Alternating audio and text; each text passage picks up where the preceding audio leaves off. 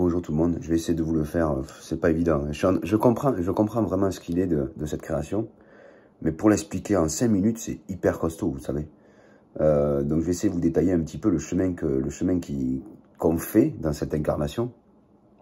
On est tous issus de Dieu, on est tous issus de l'amour, parce que Dieu est amour. On est tous issus de Dieu, de l'amour, de Dieu. Dieu a créé un véhicule, le corps. Il a créé avec amour, d'accord? Nous avons été créés à l'image de Dieu, d'accord? Donc l'ego qui s'incarne dans ce corps, l'âme qui s'incarne dans ce corps, s'incarne dans la création de Dieu, qui est amour. Ce corps est une architecture qui a été créée avec amour. Donc on est quelque part connecté avec cet amour-là, d'accord? L'amour de Dieu.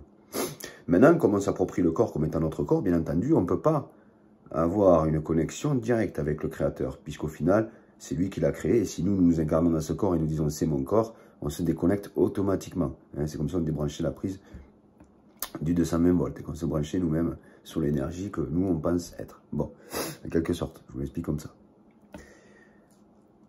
Le truc, si vous voulez, c'est qu'on fait un chemin avec ce corps. Ce corps va nous faire vivre tout un tas d'expériences émotionnelles, sensorielles. On vit tout un tas d'expériences depuis ce corps. On capte tout un tas de fréquences depuis ce corps. Donc c'est là où c'est hyper complexe de pouvoir se séparer de toutes ces expériences, de pouvoir se séparer de l'attachement qu'on peut avoir avec ce corps, de pouvoir se séparer de nos expériences émotionnelles qu'on a vécues dans la vie, cette construction, ce film en fait, parce que c'est un espèce de film. C'est dingue, c'est dingue, c'est dingue, c'est dingue, c'est dingue. Il faut quelque part, quand on traverse le couloir que j'ai traversé, il faut s'extraire de la vie sensitive.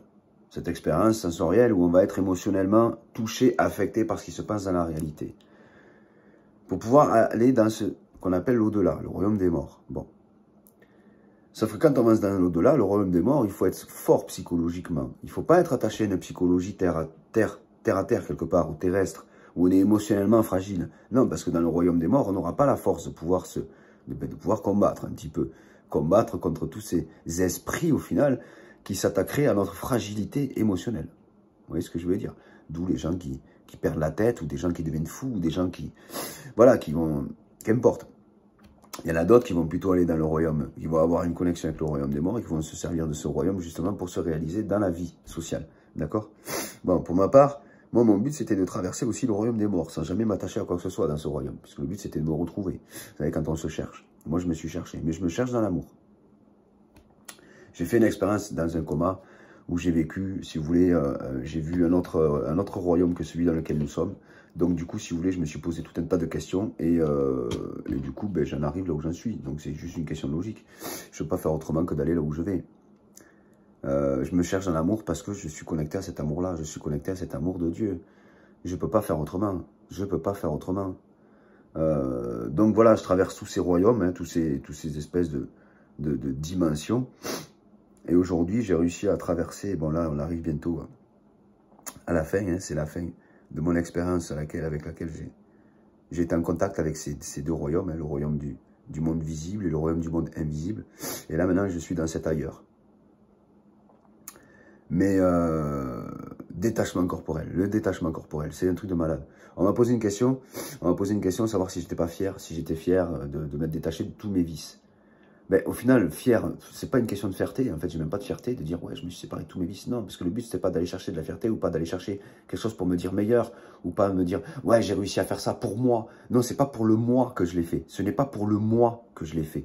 Je l'ai fait pour me détacher corporellement de toutes les expériences physiques, pour me détacher de ce côté attachement au corps. On peut être attaché aux gens qui nous entourent, vous savez.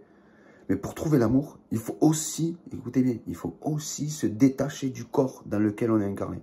Vous voyez le travail? Se détacher d'une personne qu'on aime, c'est tout un travail. Mais se détacher du corps dans lequel on est incarné, c'est tout un autre travail. C'est pour ça que l'expérience de vivre, c'est pour ça que cette expérience que j'ai fait de traverser toutes ces dimensions, on ne peut que les traverser si on se détache du corps. Voilà, on ne peut que les traverser si on se détache du corps. Et pour se détacher du corps, il faut enlever tous les vices, toutes les conneries qui vont avec, qui sont fabriquées par le moi. Bon, je reviendrai dans une autre vidéo. Je vous dis à bientôt. Et bye bye.